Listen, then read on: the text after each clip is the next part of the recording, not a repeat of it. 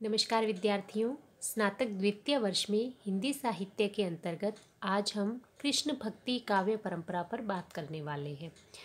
कृष्ण भक्ति काव्य परंपरा भक्ति काल की सगुण काव्य धारा की उपशाखा है। सगुण काव्य धारा के अंतर्गत हम दो उपशाखाएं पढ़ते हैं, राम भक्ति काव्य शाखा और कृष्ण भक्ति काव्य शाखा। तो आज हम कृष्ण भक्ति काव्य शाखा पर बात करेंगे।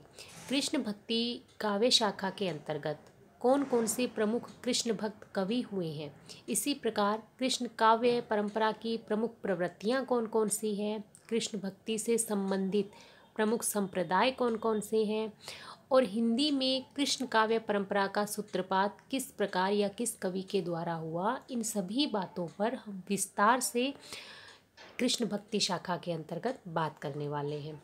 सबसे पहले हम बात करें कृष्ण के स्वरूप को लेकर, तो हमें हमारे धार्मिक ग्रंथों में कहें या फिर कालांतर में जो काव्य परंपरा का सूत्रपात हुआ कृष्ण काव्य परंपरा का, तो हमें कृष्ण के दो स्वरूप मुख्य रूप से देखने को मिलते हैं, एक लोक रक्षक और लोक रंजक।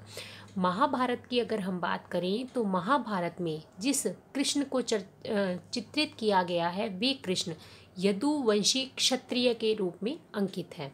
धर्म की स्थापना करना उनके अवतार का प्रमुख उद्देश्य बताया गया है। वे कृष्ण वेद वेदांग के संपूर्ण ज्ञाता हैं और गीता के उद्गाता के रूप में अपने देवत्व का परिचय देते हैं। जहाँ तक कृष्ण की बाल लीलाओं की बात है, उनके गोपाल स्वरूप की बात है, तो इसका प्रारंभ पुराणों से माना जाता है। भागवत पुराण, हरिवंश पुराण, विष्णु पुराण, पद्म पुराण, इन सब में इनकी महिमा का विस्तार पूर्वक वर्णन देखने को मिलता है।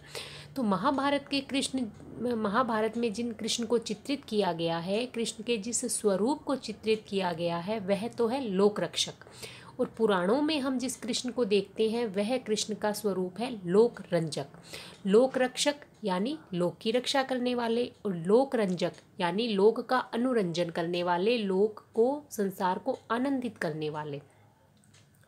श्रीमद् भागवत पुराण में राधा का कहीं उल्लेख नहीं मिलता है, किंतु कालांतर में जो अन्य पुराण हैं जैसे ब्रह्मवैवर्त पुराण, हरिवंश पुराण, इनमें राधा को विशेष महत्व दिया गया है।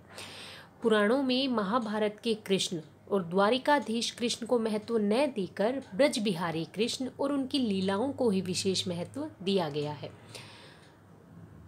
अब हम बात करें संस्कृत काव्य की, तो हम अभी प्रारंभिक उन प्रमुख ग्रंथों की बात करेंगे जहां हमें कृष्ण का चित्रण देखने को मिलता है। तो सबसे पहले हम संस्कृत काव्य की बात करते हैं, जहां अश्वघोष के ब्रह्मचरित काव्य में कृष्ण का सर्वप्रथम उल्लेख मिलता है। इसी प्रकार संस्कृत के पश्चात हम प्राकृत भाषा की बात करें तो प्राकृत भाषा में हाल द्वारा रचित गाहा सतसई में भी राधा कृष्ण का उल्लेख है, और उनके श्रृंगार प्रधान जो चेष्टाएं हैं उनकी अभिव्यक्ति इस ग्रंथ में देखने को मिलती है। कौन से ग्रंथ में? जो प्राकृत भाषा में हाल द्वारा रचित है गाहा सतसई, जिसे हम गाथा सप्तशती के नाम से भी जानते हैं। इसी प्रकार भट्ट नारायण का नाटक है जिसका नाम है वेणी संहार, वहाँ भी हमें श्री कृष्ण का चित्रण देखने को मिलता है, जहाँ श्री कृष्ण रूठी हुई राधा को अनुनय विनय करते हैं। इसी प्रकार जो हेमचंद्र है जिन्होंने प्राकृत भाषा का व्याकरण लिखा था, उसमें भी दो पद्य उद्धृत किए हैं हेमचंद्र ने, जिसमें कृष्ण का उल्लेख देखने को मिलता है।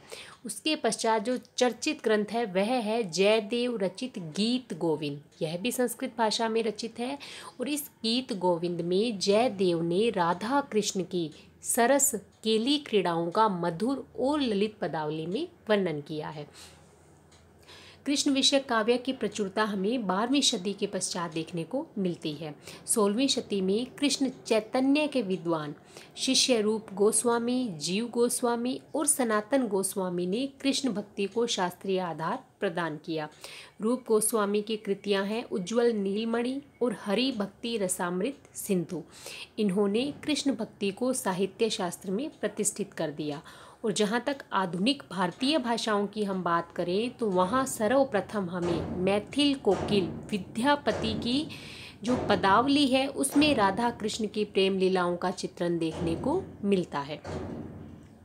नामदेव के कुछ पदों में भी हमें कृष्ण भक्ति दिखाई देती है। इसी प्रकार बंगाल का जो वैष्णव सहजिया संप्रदाय है वहाँ भी राधा कृष्ण की भक्ति का वर्णन उपलब्ध होता है। बंगाल का वैष्णव सहजिया संप्रदाय में कृष्ण को रस और राधा को रति नाम से जाना जाता है। इस प्रकार के प्रश्न विद्यार्थियों प्रतियोगी परीक्षाओं में अक्सर पूछ लिए जाते हैं कि कृष्ण को रस और राधा को रति किस संप्रदाय में जाना जाता है। तो हमें ध्यान रखना है वैष्णव सहजिया संप्रदाय, या ऐसे भी प्रश्न पूछा जा सकता है कि वैष्णव सहजिया संप्रदाय किस प्रदेश से संबंधित है। तो वैष्णव सहजिया संप्रदाय का संबंध है बंगाल से। इसी प्रकार पूछा जा सकता है कि आधुनिक भारतीय भाषाओं में सर्वप्रथम कृष्ण का उल्लेख हमें किस ग्रंथ में मिलता है। तो आधुनिक भारतीय भाषाओं की बात करें तो वह है मैथिल भाषा में रचित विद्यापति की पदावली, जहाँ हमें राधा और कृष्ण की श्रृंगारिक चेष्टाओं का वर्णन देखने को मिलता है।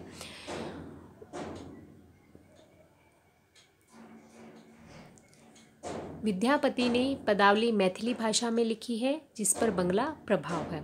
ये पद इतने मधुर और इतने भावपूर्ण हैं कि जनश्रुति है कि जो चैतन्य महाप्रभु थे वे इन्हें गाते गाते भाव विभोर होकर मूर्छित हो जाते थे। राधा कृष्ण की श्रृंगारिक चेष्टाओं और क्रियाओं का मधुर चित्रण हमें इन पदों में देखने को मिलता है। इसमें ऐन्द्रिक आसक्ति, मांसल सौंदर्य की प्रधानता है। संयोग और वियोग दोनों के मार्मिक वर्णन हमें विद्यापति पदावली में उपलब्ध होते हैं। इस प्रकार नक्षिक वर्णन, सद्य स्नाता वर्णन, वयः संधि और अभिसार के चित्र विद्यापति के पदावली में है। और जिस प्रकार विद्यापति ने सद्य स्नाता, वयः संधि और अभिसार के चित्र प्रस्तुत किए हैं, इसी आधार पर रामचंद्र शुक्ल विद्यापति को भक्त कवि के रूप में स्वीकार न करते हुए केवल और केवल श्रृंगारिक कवि के रूप में मान्यता देते हैं। विद्यापति एक श्रृंगारिक कवि थे या विद्यापति भक्त कवि थे, ये एक विवाद का विषय है और जिस पर आलोचकों में मतभेद हैं और पर्याप्त विचार विमर्श भी किया गया है। हम यहाँ विस्तार से इस पर चर्चा नहीं करेंगे। तो हमने अभी तक जो पढ़ा उसके अनुसार कि कृष्ण के दो स्वरूप हमें देखने को मिलते हैं, एक तो है लोक रक्षक रूप और एक है लोक रंजक रूप। महाभारत में जिस कृष्ण को चित्रित किया गया है वह उनका लोक रक्षक स्वरूप है, लोक की रक्षा करने वाला है। गीता के उद्गाता के रूप में वो अपने देवत्व का परिचय देते हैं। वहाँ वह यदुवंशी क्षत्रिय के रूप में चित्रित है, जहाँ वह द्वारिकाधीश कृष्ण है। जबकि पुराणों की अगर हम बात करें तो पुराणों में जिस कृष्ण को चित्रित किया गया है वह कृष्ण का लोक रंजक स्वरूप है, लोक को आनंदित करने वाला। तो पुराणों में महाभारत के द्वारिकाधीश कृष्ण को महत्व नहीं दिया गया है, अपितु ब्रज बिहारी कृष्ण, उसकी बाल लीलाओं के, उनके गोपाल स्वरूप को, उनकी लीलाओं को ही विशेष महत्व दिया गया है। और संस्कृत काव्य में सबसे पहले हमें अश्वघोष के ब्रह्मचरित में कृष्ण का उल्लेख मिलता है। उसके पश्चात हम बात करें प्राकृत भाषा में हाल द्वारा रचित गहा सतसई में, और संस्कृत का ही प्रसिद्ध ग्रंथ है जयदेव द्वारा रचित गीत गोविंद, जिसमें राधा कृष्ण की श्रृंगारिक चेष्टाओं का वर्णन किया गया है। और जयदेव की गीत गोविंद का विद्यापति द्वारा रचित पदावली पर स्पष्ट प्रभाव देखने को मिलता है, जहां मैथिल कोकिल विद्यापति ने राधा और कृष्ण की श्रृंगारिक चेष्टाओं का उल्लेख मैथिली भाषा में अपनी पदावली में किया है। और इसीलिए विद्यापति को अभिनव जयदेव के नाम से भी हम जानते हैं। और बंगाल का जो वैष्णव सहजिया संप्रदाय है वहाँ भी राधा कृष्ण की भक्ति का वर्णन उपलब्ध होता है।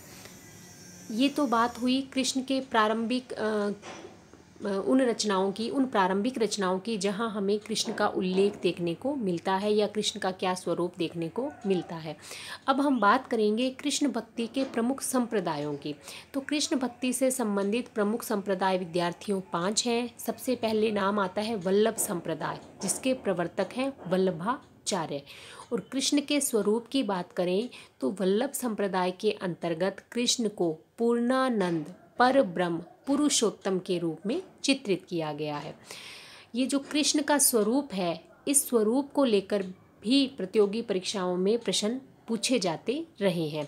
जिस प्रकार राधा कृष्ण की युगल मूर्ति की उपासना किस संप्रदाय के अंतर्गत की जाती है, या निकुंज बिहारी कृष्ण की उपासना किस संप्रदाय में की जाती है, तो ये इस प्रकार के जो प्रश्न बनते हैं तो हमें इन्हें भी ध्यान में रखना है। तो न केवल संप्रदाय और उसके प्रवर्तक का नाम, अपितु उस संप्रदाय से संबंधित जो महत्वपूर्ण तथ्य हैं वो भी हमें ध्यान में रखने हैं, क्योंकि इन्हीं महत्वपूर्ण तथ्यों से हमारे जो विश्वविद्यालय परीक्षा है उसमें जो प्रश्न आते हैं हम उसका अच्छे से उत्तर देने में सफल होंगे। साथ ही साथ भविष्य में प्रतियोगी परीक्षाओं में भी ये सारी बातें हमारे काम आने वाली है। तो निम्बार्क संप्रदाय, जिसके प्रवर्तक हैं निम्बार्काचार्य, और यहाँ राधा कृष्ण की युगल मूर्ति की उपासना की जाती है। तीसरे नंबर पर हम बात करेंगे राधा वल्लभ संप्रदाय की, जिसके प्रवर्तक हैं हितहरि वंश, और राधा वल्लभ संप्रदाय के अंतर्गत राधा को कृष्ण से भी अधिक महत्व दिया जाता है। चौथे नंबर पर बात आती है हरिदासी संप्रदाय की, जिसे हम सखी संप्रदाय के नाम से भी जानते हैं, और इसके प्रवर्तक आचार्य हैं स्वामी हरिदास, और इन्हीं के नाम पर इसे हम हरिदासी संप्रदाय भी कहते हैं। और यहाँ कृष्ण का निकुंज बिहारी स्वरूप देखने को मिलता है। अगला संप्रदाय है गौड़ीय संप्रदाय, जिसे हम चैतन्य महाप्रभु के नाम पर चैतन्य संप्रदाय भी जानते हैं। और यहाँ कृष्ण का स्वरूप देखने को मिलता है ब्रजेंद्र कुमार कृष्ण। तो ये है कृष्ण भक्ति से संबंधित प्रमुख संप्रदाय, जिन्होंने कृष्ण भक्ति के प्रचार प्रसार में महत्वपूर्ण योगदान दिया है। इन सभी पांचों संप्रदायों के संबंध में विस्तार से बात हम हमारे नेक्स्ट वीडियो में करेंगे। आज के वीडियो में इतना ही। धन्यवाद।